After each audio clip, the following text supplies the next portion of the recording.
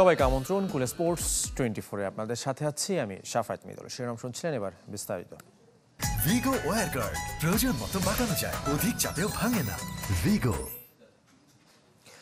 সময় যত যাচ্ছে বাংলাদেশ থেকে নারী টি-20 বিশ্বকাপ সরে যাবার শঙ্কাও বাড়ছে। এর মধ্যে ভারতের কাছে বিকল্প ভেন্যু হবার প্রস্তাব দিয়েছিল আইসিসি, কিন্তু তা নাকচ করে দিয়েছেন বিসিসিআই সচিব জয় শাহ। তবে বাংলাদেশের সঙ্গে দ্বিপাক্ষিক সিরিজ গুরুত্বপূর্ণ এবং যথাসময়ে হবে বলে জানিয়েছেন তিনি। ইউনুস স্যারের সাথে এই বিষয়ে বিস্তারিত কথা বলবো এবং তিনি একজন ক্রীড়াপ্রেমী মানুষ, তিনি অবশ্যই এটিতে আমাদেরকে সহযোগিতা করবেন।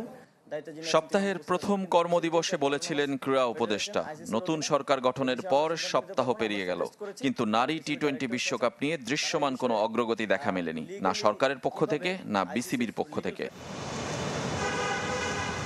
বাংলাদেশে সরকার পতনের পর নিরাপত্তা শঙ্কা আর বিভিন্ন দেশের ভ্রমণ নিষেধাজ্ঞার কারণে বিশ্বকাপ আয়োজন হুমকির মুখে, যার সত্যতা মিলেছে ভারতীয় ক্রিকেট বোর্ড সচিব জয় শাহর বক্তব্যে। আইসিসি আমাদেরকে জিজ্ঞাসা করেছিল আমরা বিশ্বকাপ আয়োজন করতে পারবো কিনা, আমি তাদের মানা করে দিয়েছি। আইসিসির চাওয়ায় শঙ্কা সত্য হতে চলেছে।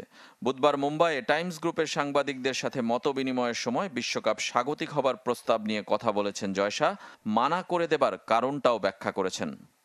সে সময় বর্ষাকাল চলবে আর আগামী বছর নারী ওয়ানডে বিশ্বকাপ আমরা আয়োজন করব। আমরা চাই না এমন কোনো খবর প্রকাশ পাক ভারত পরপর দুটি বিশ্বকাপ আয়োজন করছে। ভারত না করায় বিকল্প ভেন্যু হিসেবে এখন এশিয়ায় বাকি কেবল শ্রীলঙ্কা ও আরব আমিরাত। বর্ষার সমস্যা শ্রীলঙ্কাতেও থাকবে। অক্টোবরে শুরু হবে 10 দলের নারী টি-20 বিশ্বকাপ। বিশ্বকাপ আয়োজনে মানা করলেও আগামী মাসে বাংলাদেশের সঙ্গে সিরিজকে গুরুত্বপূর্ণ বলছেন জয় শাহ। সরকার বদলের পর দুই বোর্ডের মধ্যে এখনও আলাপ হয়নি বলেও জানিয়েছেন। রেজওয়ানুজ্জামান, চ্যানেল 24। পদত্যাগ করতে প্রস্তুত ক্রিকেট বোর্ডের পরিচালকরা। সরকার সিদ্ধান্ত নিলে মেনে নেবেন বলে জানিয়েছেন পরিচালক ইফতেখার রহমান। স্থবির বিসিবি থমকে আছে বেশ কিছু কাজ, বিশেষ করে সরকারের সাথে সম্পর্কিত বিষয়গুলো। অনিশ্চয়তার মাঝে ক্রিকেট বোর্ড, সরকার পতন, নতুন সরকার গঠন, এতে বাধাগ্রস্ত বিসিবির কার্যক্রম। শোডাউন, মিটিং, মিছিল, বোর্ড কর্তাদের পদত্যাগের দাবি ক্রিকেট ছাপিয়ে আলোচনার কেন্দ্রে। সভাপতি নাজমুল হাসানের খোঁজ নেই, পরিচালকদের মধ্যে কেউ কেউ নিরুদ্দেশ। বর্তমান কমিটি আদতে টিকবে কিনা বলার সুযোগ নেই। সরকার চাইলে পদত্যাগ করতে প্রস্তুত বোর্ড পরিচালকরা। যদি ওনারা বলে আমাদের রিজাইন করতে, আমরা প্রস্তুত আছি, সব ডিরেক্টররাই। সো এখানে কোনো বাধা নেই ওটা। যদিও ক্রিকেট বোর্ডে সরাসরি হস্তক্ষেপে বাধা আসবে আইসিসির, নিয়মের ভেতর থেকে সমাধানের কথা বলছেন ইফতেখার রহমান। আমাদের কনস্টিটিউশন আমরা আর আইসিসি রেগুলেশনরা করলে ভবিষ্যতে কোনো প্রবলেম হবে না। নারী বিশ্বকাপের বাকি মাস দেড়েক, সময় যত গড়াচ্ছে তত শঙ্কা বাড়ছে। অসহায়ত্ব মেনে নিয়ে সরকারের দিক নির্দেশনার অপেক্ষায় বিসিবি। বাংলাদেশ ক্রিকেটের জন্য এটা যদি চলে যায়, বাংলাদেশ ক্রিকেট এটা ক্ষতিগ্রস্ত হবে। সিইও কনসার্ন জানিয়েছে, এখন আমরা ওনার একটা দিক নির্দেশনা চাচ্ছি, how we will go forward. Routine ওয়ার্কের বাইরে স্থগিত বোর্ডের বাকি সব কার্যক্রম। থমকে আছে অবকাঠামো উন্নয়ন, বৈশ্বিক আসর, হোম সিরিজগুলোর আয়োজন, সঙ্গে বিপিএল আয়োজনও চ্যালেঞ্জের মুখে। সেপ্টেম্বরে হওয়ার কথা প্লেয়ার্স ড্রাফট। চ্যালেঞ্জের মুখে আছে। আমরা আরিফুল ইসলাম, চ্যানেল 24, ঢাকা। এই যে আমার ব্যাংক আরএফএল গ্যাস স্টোভ, এর সায়েন্টিফিক নজল আর ব্রাশ বার্নার তাপকে সমানভাবে ছড়িয়ে খরচ বাঁচায় 25%। আরএফএল গ্যাস স্টোভ নিরাপদ ও গ্যাস সাশ্রয়ী। পাকিস্তানকে হারানো সম্ভব, তবে এই বিশ্বাসটা সব ক্রিকেটারের মধ্যে দেখতে চান মুশতাক আহমেদ। স্পিন কোচ হয়েও বাংলাদেশের পেসারদের দেখে রোমাঞ্চিত তিনি। রাওয়ালপিন্ডির উইকেট না দেখায় এখনও প্রথম টেস্টের পরিকল্পনা করতে পারেনি টিম ম্যানেজমেন্ট। ক্রিকেটারদের আগেভাগে প্রস্তুতির সুযোগ দেয় বিসিবিকে ধন্যবাদও জানান মুশতাক। আন্দোলন, কারফিউ, গণহত্যা, সরকার বদল, যার প্রভাব পড়েছিল দেশের ক্রিকেটে। বাংলাদেশের পরিস্থিতি জেনে ক্রিকেটারদের আগে ভাগে পাকিস্তানে যাওয়ার আমন্ত্রণ জানায় পিসিবি। বিসিবিও সে প্রস্তাব গ্রহণ করে। বোর্ড ও সমর্থকদের পক্ষ থেকে কৃতজ্ঞতা জানিয়েছেন মুশতাক। আমাদের আগে ভাগে প্রস্তুতির সুযোগ করে দেওয়ার জন্য পিসিবিকে ধন্যবাদ। বিসিবির বোর্ড কর্তা সহ সব স্টেক হোল্ডার পিসিবির প্রশংসা করেছে। এটা দুই বোর্ডের সুসম্পর্কের কারণে হয়েছে। আমরা যখন এসেছি পুরো ফোকাস এখন ক্রিকেটে। তবে পাকিস্তানের সব ভেন্যুর উইকেট আর কন্ডিশন এক না। বাবর আজম, শাহিন আফ্রিদিরা যেমন রাওয়ালপিন্ডিতে অনুশীলনের সুযোগ পাচ্ছে, টাইগাররা লাহোরেই সন্তুষ্ট। উইকেট সম্পর্কেও কোনো ধারণা নেই, তাই পাকিস্তান বধে কি পরিকল্পনা থাকছে তা এখনো অজানা।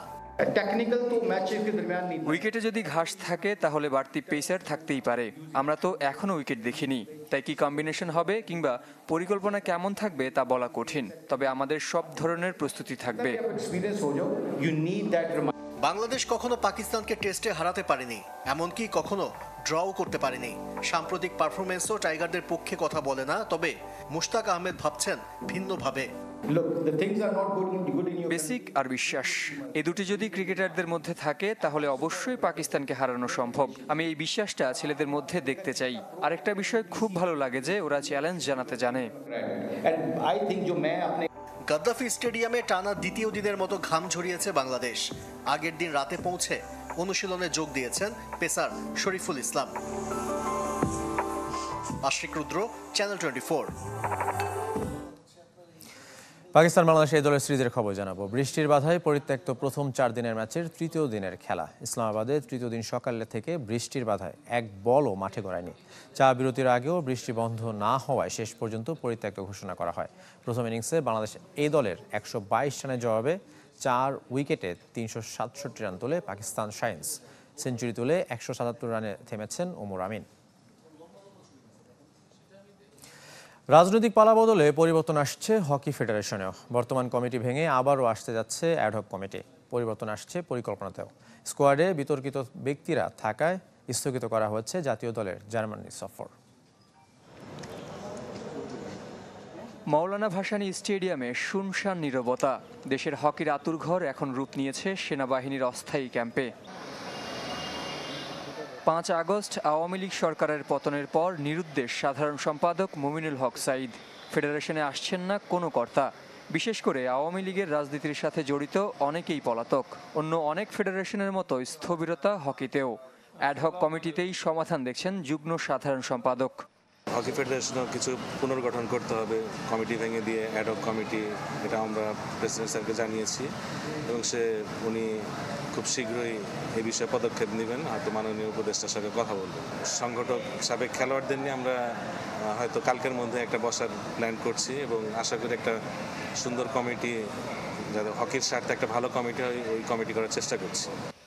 রাজনৈতিক পট পরিবর্তনের প্রভাব পড়েছে জাতীয় দলের পরিকল্পনাতেও। স্থগিত করা হয়েছে 2 মাসের জার্মানি সফর। যে দলে ম্যানেজার হিসেবে রাখা হয়েছিল ঢাকা মহানগর দক্ষিণ যুবলীগের সাবেক সভাপতি ইসমাইল চৌধুরী সম্রাট ও কোঅর্ডিনেটর রাখা হয়েছিল তার সহকারী খাজা তাহের লতিফ মুন্নাকে, হকির সাথে যাদের কখনোই কোনো সম্পৃক্ততা ছিল না। মাননীয় বিমান বাহিনী প্রধান এবং আমাদের ফেডারেশনের সভাপতি উনি এই বিষয়ে কনসার্ন এবং অলরেডি তাদের ভিসা স্থগিতের বিষয়ে পদক্ষেপ নিয়েছেন।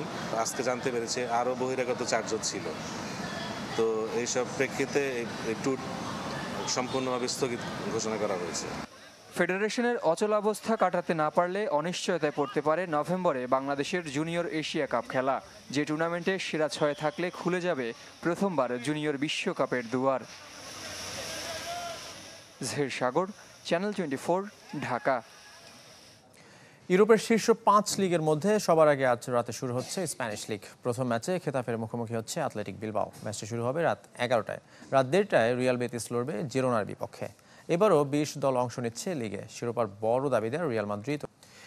ইউএফা সুপার কাপ জিতে নতুন মৌসুম শুরু করলো রিয়াল মাদ্রিদ। কিলিয়ান এমবাপ্পের অন্তর্ভুক্তিতে পেয়েছে বাড়তি মাত্রা। সতীর্থ থেকে কোচ কিংবা ক্লাব প্রেসিডেন্ট সবার কণ্ঠে ঝরেছে ফরাসি তারকার প্রশংসা। আরও একটি গ্যালাক্টিকো তৈরির অপেক্ষায় অনেক দিন ধরেই ছিল রিয়াল মাদ্রিদ। যে স্বপ্ন বুনেছিল তা অনেকটাই পূরণ হয়েছে কিলিয়ান এমবাপ্পে যোগ দেয়। ফরাসি তারকার সাথে ভিনিসিয়াস জুনিয়র, রদ্রিগো, বেলিংহ্যামদের নিয়ে সাজানো আক্রমণ ভাগ জানান দিচ্ছে কতটা ভয়ঙ্কর লস ব্লাঙ্কোস। বার্সেলোনা এসি মিলানকে টপকে রেকর্ড ষষ্ঠ ইউএফা সুপার কাপ জয়ের দিন নিজেকে আরও একবার প্রমাণ করেছেন এমবাপ্পে। গোল করে স্মরণীয় করে রাখলেন অভিষেক। এখন অপেক্ষা নিজের চ্যাম্পিয়ন্স লিগ জয়ের আক্ষেপ ঘুচানোর। তবে চেনা এমবাপ্পের এমন পারফরমেন্সে এতটুকু অবাক হননি সতীর্থ জুড বেলিংহ্যাম। সত্যি বলতে এমবাপ্পে এভাবেই খেলবে এটাই আশা করেছিলাম। সে এমন এক ফুটবলার যে নিজের ইতিহাস নিজেই লেখে। শুধু এমবাপ্পেই নয়, শিরোপা উদযাপন করেছেন একাদশে সুযোগ না পাওয়া ওয়ান্ডার বয় এনরিকো, যাদের নিয়ে নতুন করে গল্প লিখতে চান কোচ কার্লো আনচেলোত্তি, যিনি ইতিমধ্যে ক্লাব ইতিহাসের সবচেয়ে বেশি 14 শিরোপা জিতে সাবেক কোচ মিগুয়েল মুনোজের পাশে নাম লিখিয়েছেন। আনচেলোত্তি কিংবা ক্লাব প্রেসিডেন্ট ফ্লোরেন্তিনো পেরেজ সবাই মুখিয়ে এমবাপ্পের যাত্রার সাক্ষী হতে। রিয়াল জার্সিতে এমবাপ্পে যেভাবে শুরু করেছে এটা তাকে ভালো মৌসুম শুরু করতে বাড়তি আত্মবিশ্বাস দিবে। মাদ্রিদে এই রকম অভিষেক সহজ নয়। সে দক্ষ এক ফুটবলার, দারুণভাবে টিমমেটদের সাথে মানিয়ে নিয়েছে। দ্বিতীয়ার্ধে আক্রমণাত্মক ছিল, প্রথমার্ধে আবার রক্ষণাত্মক হয়ে দলকেও বাঁচিয়েছে। এমবাপ্পে এনরিকদের প্রথম হলেও রেকর্ড করেছেন লুকা মদ্রিচ। রিয়াল মাদ্রিদ জার্সিতে সবচেয়ে বেশি 27 শিরোপা এখন এই ক্রোয়াট তারকার। শাফাত মিদুল, চ্যানেল 24।